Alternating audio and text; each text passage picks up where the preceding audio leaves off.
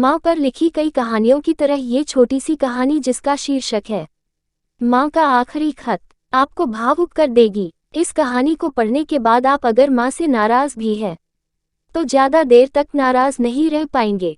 आइए पढ़ते हैं कहानी। रात के 12 बजे थे। माँ कभी दरवाजे की तरफ देखती तो कभी एक नज़र घड़ी की तरफ। माँ की आंखों में और चेहरे पर चिंता साफ नजर आ रही थी। थोड़ी ही देर में दरवाजे की घंटी बजी। माँ ने काफी तेजी से दरवाजा खोला और सामने बेटे विक्रम और बहू मान्यता को देखकर पूछा, इतनी देर क्यों हो गई? मैं कब से तुम्हारी राह देख रही थी। माँ, मैं अब छोटा नहीं हूँ, तुम मेरी चिंता मत किया करो। विक्रम घर के अंदर प्रवेश करते हुए बोला, बेटा कितना भी बड़ा हो जाए माँ के लिए छोटा ही रहता है। चलो छोड़ो, हाथ पैर धो लो, मैं तुम्हारे लिए खाना लगा देती हूँ। माँ ने दरवाजा बंद करते हुए कहा, माँ जी हम बाहर से खाना खाकर आए हैं, आप खा लीजिए, हम सोने जा रहे हैं।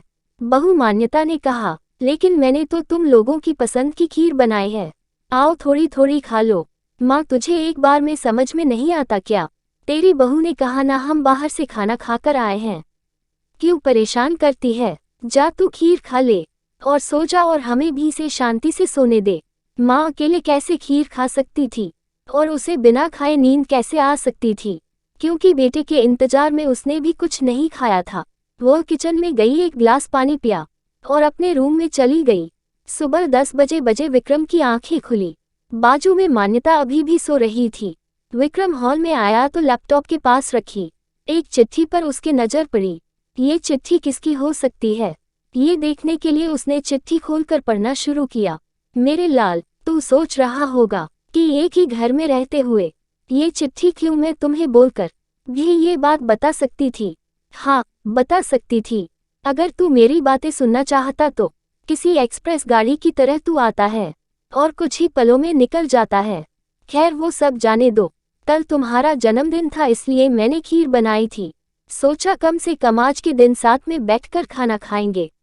मगर मैं ये बात भूल गई थी कि मेरा बेटा बड़ा हो चुका है, तो अपने दोस्तों के साथ पार्टी करके खाना खाकर आया। चलो, मुझे इस बात की खुशी ही हुई। मेरी दवाइयाँ खत्म हो गई है। मैंने कुछ दिनों पहले तुझे दवाई की एक चिट्ठी दी थी, अगर वक्त मिले तो वह दवाई मुझे ला कर देना, मुझे थोड़ी राहत हो जाएगी। विक्रम को याद आया कि 4-5 दिन पहले माँ ने एक दवाई की चिट्ठी दी थी। उसने अपने ऑफिस के बैग में जाकर उस चिट्ठी को तलाशा और उसे खोलकर देखा।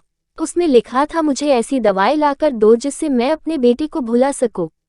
विक्रम को रियलाइज हुआ कि मुझसे बहुत बड़ी गलती हो गई है। उसकी आंखें नम हो गई। वह तुरंत अपने माँ के कमरे की तरफ दौड़ा।